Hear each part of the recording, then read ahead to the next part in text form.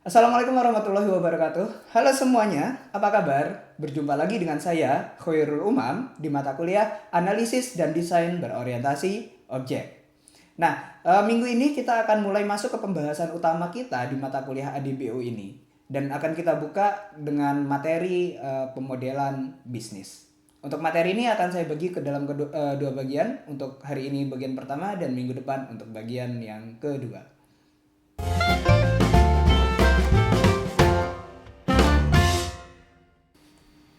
Pada awal tahap pengembangan sebuah perangkat lunak, kita akan menghadapi yang namanya pemodelan. Ada beberapa jenis pemodelan di sana. Yang paling awal adalah pemodelan dari bisnis. Apa itu pemodelan bisnis atau yang dalam bahasa Inggris disebut sebagai business modeling? Mari kita lihat. Oke. Seperti yang telah saya sebutkan tadi, bahwa pengembangan perangkat lunak itu pasti akan berkaitan dengan bisnis dari milik klien, gitu ya. Jadi saat kita mengembangkan perangkat lunak, bukan berarti kita hanya iseng-iseng mengembangkan perangkat lunak saja dan semau kita sendiri. Kita sebagai developer pasti akan menilai dulu, menimbang dulu perangkat lunak yang akan kita kembangkan ini akan berada di mana pada bisnis dari klien itu. Oke, jadi apapun yang kita kembangkan nanti, perangkat lunak yang kita kembangkan nanti, dia pasti akan berkaitan dengan bisnis dari klien yang memesan perangkat lunak kita, sehingga benar-benar harus kita pahami dulu di sini. Oke, nah di bisnis dari seorang klien gitu ya, atau sebuah perusahaan, misalnya kalau klien kita adalah perusahaan, kita harus menentukan dulu, atau perusahaan itu harus menentukan dulu bagian mana dari bisnisnya yang akan diotomasi. Ingat, kita membuat perangkat lunak karena kita ingin mengotomasi suatu pekerjaan. Jadi biasanya mungkin pekerjaannya itu dilakukan oleh orang, sekarang ingin kita pindah ke perangkat lunak, itu biasanya akan ada yang diotomasi ya. Oke. Nah, jadi dari bisnis mana, dari bagian bisnis mana yang akan diotomasi nanti? Sehingga kita juga nanti perlu tahu tujuan dari bisnis milik klien itu seperti apa. Klien melakukan bisnis tujuannya untuk apa, begitu ya. Misal klien kita adalah perusahaan penghasil odol misalnya, kayak gitu ya. Apa tujuan dari perusahaan itu? Oh, tujuannya adalah ingin bisa menjual odol atau pasta gigi ini sebanyak mungkin ke orang lain. Nah, berarti aplikasi yang kita bikin harus seperti apa? Apakah kita harus membuat e-commerce atau website untuk melakukan penjualan, atau kita sekedar membuat aplikasi untuk melakukan pencatatan pemasukan dan pengeluaran perusahaan. Nah, kita harus perlu tahu di sana. Oke. Nah, jadi kalau kita sudah tahu tujuan dari bisnis milik klien itu, kita juga akan tahu ke arah mana sih pengembangan perangkat lunak ini akan dilakukan, ya. Dari sini kita nanti jadinya tidak asal-asalan saat mengembangkan perangkat lunak. Oke, terus gimana caranya kita bisa menggambarkan bisnis dari klien itu? Karena kalau hanya dengan kata-kata seperti saya ini ya, tentu akan membuat orang lain bingung ya, tidak mudah paham. Bisa nggak sih kita menggambarkan bisnis dari klien? Nah, disitulah peran dari bisnis modeling ataupun pemodelan bisnis. Oke, ya. Jadi bisnis modeling itu sendiri merupakan aktivitas yang akan mendukung pengumpulan kebutuhan sistem. Ingat, sebelum kita mengembangkan perangkat lunak, kita harus menentukan atau kita harus mengetahui apa saja sih yang dibutuhkan oleh sistem. Apa saja yang dibutuhkan oleh sistem ini tidak terbatas pada sistemnya harus punya HP, sistemnya harus punya jaringan kuat, tidak terbatas itu ya. Tapi lebih ke di dalam sistem itu nanti ada apa saja. Sistem itu bisa apa saja. Nah, itu yang akan yang harus kita kumpulkan, yang harus kita data dan harus kita benar-benar pahami sebelum memulai sebuah pengembangan perangkat lunak. Melalui bisnis modeling ini, kita jadi terbantu saat melakukan proses pengumpulan kebutuhan sistem itu. Karena kita tahu mana saja nanti bisnis-bisnis atau bagian mana saja yang harus kita kerjakan. Dengan bisnis modeling ini nanti konteks dari bisnis akan digambarkan dengan lebih luas. Sekali lagi kata kuncinya adalah digambarkan, berarti dalam bentuk diagram nanti ya. Dengan bisnis modeling ini kita bisa tahu koneksi antara satu atau relasi antara satu bagian bisnis dengan bagian yang lain. kita jadi tahu bagian bisnis mana yang akan kita otomasi dan hubungannya dengan yang lain, sehingga kita benar-benar bisa menganalisis resikonya, melakukan perencanaan pengembangan tanpa harus membuang banyak waktu dan tanpa harus merugikan klien kita. Ya, biasanya klien itu sudah punya prosedur, sudah punya alur bisnis yang tetap. Begitu kita masuk, jangan sampai kita mengubah atau merusak alur bisnisnya. Sebisa mungkin ketika kita mengembangkan perangkat lunak untuk klien kita itu, maka alur bisnis atau proses bisnisnya akan menjadi lebih baik, lebih tertata. Nah, maka dari situ kita harus benar-benar bisa melihat konteks bisnis secara luas. Oke, maka nanti business modeling akan membantu hal tersebut. Oke. Kemudian business modeling ini tidak detail pada implementasi sistem. Oke, perlu Anda catat, perlu Anda ingat kembali bahwa pada tahap ini kita sedang tidak membicarakan sistemnya nanti rupanya seperti apa, sistemnya nanti bentuknya seperti apa, tidak. Tapi kita lebih membahas ke sistem atau perangkat lunak yang kita buatkan ini nanti akan berada di posisi mana di bisnis itu, akan mengotomasi bagian yang mana, akan berinteraksi dengan bagian yang mana. Oke. Jadi memang relatif lebih kecil perencanaan pada bisnis modeling ini dibandingkan dengan perencanaan yang lainnya nanti ya. Tidak detail, yang penting kita sebagai developer, klien, dan juga mungkin orang lain yang terlibat di sana benar-benar bisa paham, oh bentuk bisnisnya klien itu seperti ini, alurnya dari ini ke sini gitu. Oke. Di sini juga nanti dengan business modeling kita bisa menentukan bagian mana yang harus dimasukkan ke dalam proyek kita dari bagian bisnis tadi.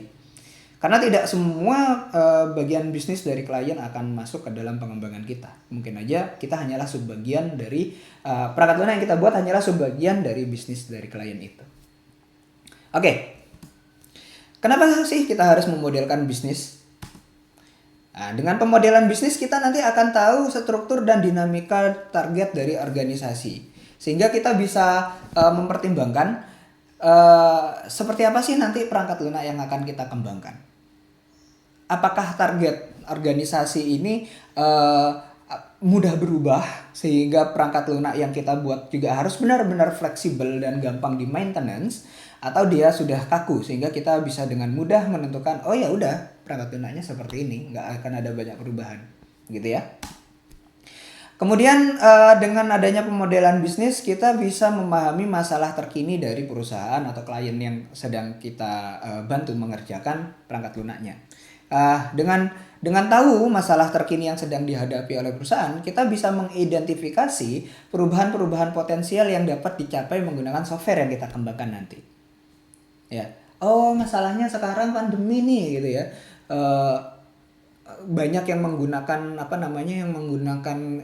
internet e-commerce untuk berjualan. Berarti apa ya yang bisa kita kembangkan atau kita bisa melakukan improvement apa ya terhadap bisnis ini sehingga nanti bisa terbantu dengan software yang kita buat. Nah, untuk bisa memikirkan kita harus tahu dulu gambarannya. Bagian yang akan kita bantu ini nanti akan berkaitan dengan apa saja. Oh, berkaitan dengan distributor, oh berkaitan dengan birokrasi dan sebagainya. Maka saya tidak bisa sembarangan mengembangkan perangkat lunak ini. Begitu. Oke, kemudian dengan modelan bisnis kita nanti bisa memastikan semua pihak memiliki pemahaman yang sama terkait target organisasi. Jangan sampai kita menganggap perusahaan ini ingin rapi ya pencatatan pemasukan pengeluarannya. Tapi ternyata klien itu bukan minta itu, tapi dia ingin penjualannya meningkat. Oke. Maka kalau pemahaman kita berbeda, apa yang saya buat sebagai developer dengan yang klien inginkan bisa beda-beda. Nah, ini nanti akan mengarah menjadi ketidakpuasan dan ketidakpercayaan klien ke kita yang juga akan merugikan kita sendiri. Oke. Jadi dengan pemodelan bisnis ini benar-benar diharapkan antara klien perusahaan yang membutuhkan perangkat lunak dengan kita sebagai pengembang nanti harus punya pemahaman yang sama. Ingat sekali lagi ditekankan pokoknya di awal antara kita dengan klien sebagai developer dan kita klien sebagai yang menginginkan perangkat lunak dan kita sebagai yang membuat perangkat lunak tadi harus benar-benar punya pemahaman yang sama. Oke. Nah, dari pemodelan bisnis ini juga kita bisa tahu ada nggak sih yang harus kita persiapkan dulu untuk melakukan kalau misalnya klien kita sudah punya sistem atau perangkat lunak sebelumnya, tapi ingin diperbaiki karena ingin disesuaikan. Dari pemodelan bisnis itu nanti kita tahu ada nggak ya yang harus kita siapkan atau prasyarat yang harus kita siapkan agar kita bisa melakukan perbaikan tadi. Oke. Jadi intinya adalah dalam melakukan pemodelan bisnis ini kita bisa melihat ya konteksnya secara luas dan kita bisa tahu kita harus mengembangkan yang bagian mana, kita harus memperbaiki yang bagian mana, dan ini ada resiko tidak karena dia berkaitan dengan bagian yang lain. Oke, manfaatnya adalah dengan kalau kita bisa memodelkan bisnis nanti kita bisa menciptakan ketertarikan antara klien dengan proyek yang akan kita kerjakan. Nah, larinya pasti ke pendanaan, gitu ya. Sumber dananya pasti dari klien gitu. Kita yang buat, kita tukangnya, sana yang janji kita gitu ya, atau sana yang memberikan kita modal untuk menyiapkan banyak hal. Bagaimana caranya klien bisa percaya ke kita gitu ya, bahwa dia percaya ini memang akan berguna, ini tidak buang-buang waktu juga tidak buang-buang uang ya. Ya tentu kita harus bisa menggambarkan model bisnis mereka dengan model bisnis mereka, kemudian menunjukkan oh ini yang akan kita perbaiki sehingga mereka benar-benar percaya. Oke, dalam startup ini bisa jadi disebut sebagai fase pitching ya. Meyakinkan klien bahwa ini loh yang akan kita kerjakan dan Anda layak untuk membayar kami sekian karena Anda nanti akan mendapatkan keuntungan bukan kerugian. Begitu. Oke. Kemudian karena tadi dengan pemodelan bisnis itu kita bisa membuat antar pihak itu jadi memiliki pemahaman yang sama, maka dalam hal ini nanti si pemilik bisnis atau klien kita tadi dengan tim pengembang itu bisa satu visi dan semakin dekat. Kalau ada satu masalah yang sama, maka mereka bisa berkomunikasi dengan baik dan mengerti, oh ini loh masalah saya, maka akan saya selesaikan dengan begini. Nah, tidak beda-beda, nggak jadi tukaran di sana ya, nggak jadi berantem, berdebat dan sebagainya. Oke, begitu ya, satu visi dan satu pemahaman. Oke, lalu bagaimana sih langkah-langkahnya saat kita ingin menggambarkan atau memodelkan bisnis? Oke, yang pertama kita harus nggak harus sih ya, tidak ada keharusan, tetapi sebaiknya kita menggambarkan general view dari bisnis itu dulu. Di dalam general view dari sistem yang akan kita buat atau bisnis yang akan kita sistemkan tadi, kita harus mendeskripsikan visinya dulu. Visi itu adalah apa sih yang ditawarkan oleh project kita kepada customer atau kepada bisnis yang akan kita bantu tadi. Ya, dengan adanya pengembangan perangkat lunak yang kita bikin ini nanti bisnisnya akan jadi seperti apa sih gitu. Visinya seperti apa, kedepannya kayak apa, harapannya seperti apa, atau gambarannya ke depan itu akan seperti apa gitu diberikan di sana. Kemudian kita jangan lupa juga harus menuliskan batasan, karena tanpa batasan nanti sama seperti kita bikin skripsi gitu ya. Kalau tidak ada batasan masalah, apa yang kita kerjakan mengembang kemana-mana dan justru akan membingungkan kita. Oke, contoh paling sederhana dari general view itu seperti ini. Kita bisa bikin yang namanya executive summary, ringkasan eksekutif ya. Contoh yang saya berikan di gambar ini adalah general view dari project bernama Livir gitu. Apa sih project Livir ini? Di versi pertama visinya adalah Livir adalah bisnis baru yang berupa virtual bookstore. Virtual bookstore berarti toko buku virtual gitu ya. Sistemnya harus bisa mensupport pembelian, akuisisi, dan penjualan gitu ya. Karena dia toko buku, dia sistem itu harus bisa memanage pembelian buku dari supplier misalnya, kemudian kita jual ke customer. Dan aksesnya harus melalui website, tidak lagi ke toko offline-nya begitu. Kemudian ketika buku dipesan oleh customer tentunya bisa diantar atau dikirimkan secara langsung jika memang tersedia di dalam gudang atau persediaannya, stoknya masih ada. Ya. Tapi kalau tidak ada, maka buku itu nanti akan dipesan lagi ke publisher-nya. Begitu. Dan beberapa informasi lainnya di sini. Jadi di sini juga ada keterangan the system must allow a manager to generate report. Jadi sistem itu harus bisa menghasilkan report untuk manajer. Mana buku yang terbaik, mana yang menguntungkan dan sebagainya. Nah, ini adalah visi dari Project Livir itu. Singkat saja, di sini harusnya hanya dalam satu halaman itu harus cukup, nggak usah panjang-panjang karena justru akan membingungkan orang ya. Cukup sebutkan hal-hal yang menarik di sini dan apa saja yang harus bisa dilakukan di dalam Defer project ini, di dalam project yang harus dibuat ini.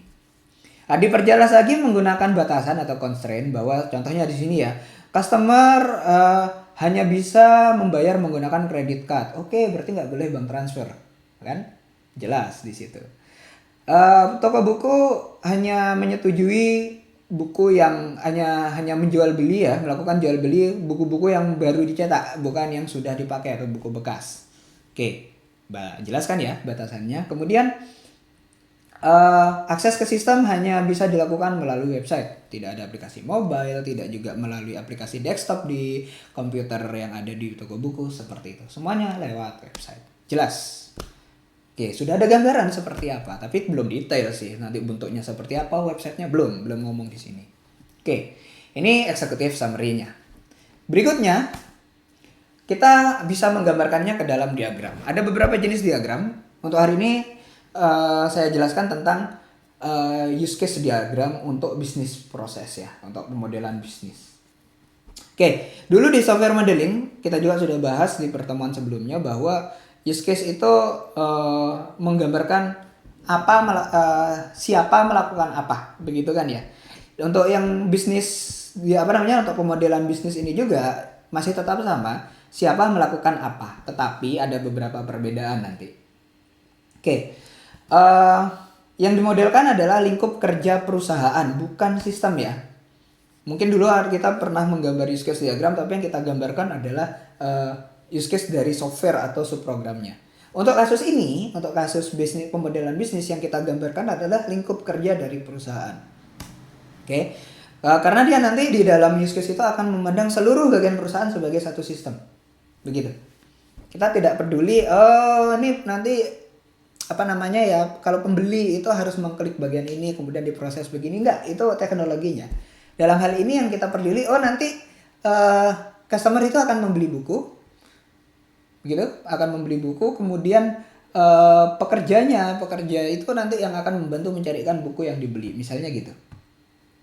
Oke, ini gambaran dari kondisi saat ini di toko offline-nya ya. Ini yang akan kita online-kan nanti gitu, contohnya. Oke.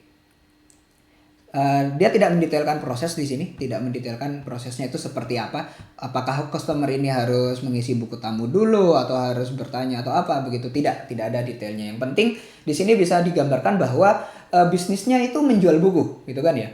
Menjual bukunya seperti apa, belum didetailkan. Yang pasti nanti akan melibatkan customer sebagai pembeli dan pekerja ini yang bertugas sebagai mencarikan buku di rak-raknya mungkin gitu ya. Seperti itu, ini dasarnya. Oke, terus terkait notasinya kalau UML memang tidak punya diagram khusus untuk bisnis use case, tidak ada. Jadi dia akan menggunakan diagram use case yang biasa. Tapi ada modifikasi gitu ya. Kalau dulu kita use case-nya bundar gini aja nama, kalau sekarang yang bisnis use case itu dikasih tanda shred begitu ya di sini. Atau kalau memang alat kita gambar tidak ada, software yang kita gunakan untuk menggambar UML tidak punya model yang seperti ini, bisa kita buat seperti ini. Jadi dikasih stereotype bisnis begitu ya. Sell books sudah gitu. Nggak perlu didetailkan sell books itu berarti pelanggan harus mendaftar dulu, kemudian melakukan transfer pembayaran dan sebagainya. Tidak perlu didetailkan di sini. Itu nanti bagian dari sistem ya, use case system yang akan kita bahas di pertemuan berikutnya. Ini benar-benar yang kita gambarkan adalah bisnis dari perusahaan itu. Menjual buku. Udah. Mungkin nanti ada hal yang lain. Oke. Untuk notasi aktornya sama. Kalau ada yang dikasih thread begini, kalau tidak ada ya tidak usah diberi thread begitu ya. Karena beberapa software untuk menggambar UML tidak menyediakan notasi yang seperti ini. Oke. Lalu bagaimana aturan untuk membuat use case dan aktor ini? Oke, kalau penamaan use case mirip aja ya seperti sistem use case. Yang pasti dia harus merefleksikan tujuan dari pengguna ya, bukan teknologi. Merefleksikan tujuan pengguna itu ya kayak tadi tuh, sell books. menjual buku, jual beli buku begitu ya. Bukan eh,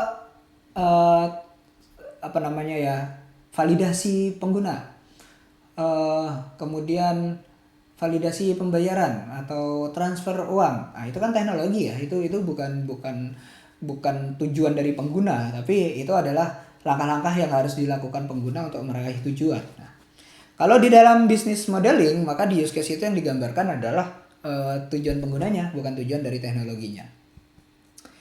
Penambahan harus singkat, padat, dan jelas agar tidak menimbulkan ambiguitas dan juga simple gitu ya, tidak membosankan dibaca. Dan juga harus bermakna. Sell books gitu. Bukan put the books. Apa menaruh buku? Enggak. Jual buku. Oh ya udah jual buku. Ya udah jelas kan maknanya menjual berarti kan. Pakai kalimat aktif, jangan kalimat pasif. Kemudian tidak perlu menyertakan nama aktor yang terlibat. Oh, customer membeli buku. Tidak, ya. Sudah, beli buku, jual buku, selesai. Dan konsisten penamaannya. Artinya gaya penamaan yang satu use case dengan use case yang lain itu harus sama ya. Jangan buat orang bingung. Oke. Terkait aktornya, di dalam bisnis modeling, di dalam pemodelan bisnis itu ada dibedakan ya, aktornya menjadi business actors dan juga business workers. Business actors gambarnya seperti ini. Dia adalah orang, organisasi, atau sistem yang terlibat di dalam proses bisnis tetapi bukan bagian dari target perusahaan sehingga tidak berada di bawah kontrol dari perusahaan itu. Oke. Orang-orang seperti ini, aktor-aktor seperti ini tidak dapat diotomasi. Sekali lagi aktor itu bukan orang, tidak selalu orang ya, bisa organisasi atau departemen atau sistem yang pasti yang terlibat di sini ya. Tapi tidak dapat diotomasi. Contohnya kalau di dalam bisnis jual buku tadi ya, customer yang membeli buku, penerbit yang membuat buku, auditor eksternal yang memvalidasi buku itu dari tempat lain, rekan bisnis, mungkin apa ya, kalau kita beli buku kan kita perlu orang yang nganter ya kayak gitu, atau justru sistem yang lain gitu ya, yang berinteraksi dengan target perusahaan tapi di luar dari perusahaan itu. Nah, itu yang disebut sebagai business actors dan tidak dapat diotomasi ya. Ciri-cirinya itu dia tidak dapat diotomasi. Nggak mungkin kita ganti. Jadi kita nggak mungkin melakukan pengembangan pada bagian ini gitu ya. Nah, sementara business worker ada stereotip workernya begini. Ya sama juga, dia bisa orang, bisa organisasi, bisa juga sistem yang terlibat dalam proses bisnis, tetapi dia adalah bagian dari target perusahaan. Gitu. Dia adalah bagian dia orang di dalam perusahaan itu. Sehingga dia mungkin bisa diotomasi. Sehingga kemungkinan kita akan bekerja di bagian sana gitu ya. Contohnya ya pegawai dari perusahaan itu. Katakan tadi jual buku ya, berarti yang pegawainya toko bukunya, departemen di dalam toko buku itu mungkin ada departemen gudang, departemen aksesoris atau apa gitu, saya nggak tahu ya. Atau mungkin software yang digunakan di dalam perusahaan. Jadi perusahaan itu sudah punya perangkat lunak yang lain gitu dan itu sudah digunakan di sana. Nah, mungkin nanti bisa kita perbaiki begitu kan, banyak. Oke. Nah, saat menggambarkan bisnis modeling menggunakan use case ini gambarannya seperti ini ya, simpel ya sepertinya. Ada aktor, ada use case gitu ya. Dan yang kita gambarkan ya semua pihak yang terlibat di sana dan juga pekerjaan-pekerjaan yang dilakukan. Tidak perlu rinci detail ke pekerjaan apa ya tadi ya, mendaftar pengguna, melakukan pembayaran, tidak perlu. Cukup ini loh pekerjaannya. Nah, kalau di sini contohnya adalah beli buku, jual buku, promosi, advertise, sama meningkatkan apa tadi, loyalitas pelanggan gitu ya, biar pelanggan itu bisa beli lagi ke situ. Yang terlibat adalah pasti pembeli, customer. Kemudian bagian penjualan. Kemudian yang membantu mencari buku ya, kalau biasanya toko buku itu ya orang-orang yang ada di sana ya, Mas butuh apa, Mbak butuh apa, bisa saya bantu, seperti itu.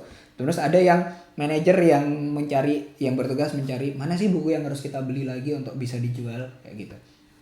Nah, pertanyaannya adalah dari bisnis ini mana yang akan kita kembangkan sistemnya? Apakah kita akan mengembangkan sistem untuk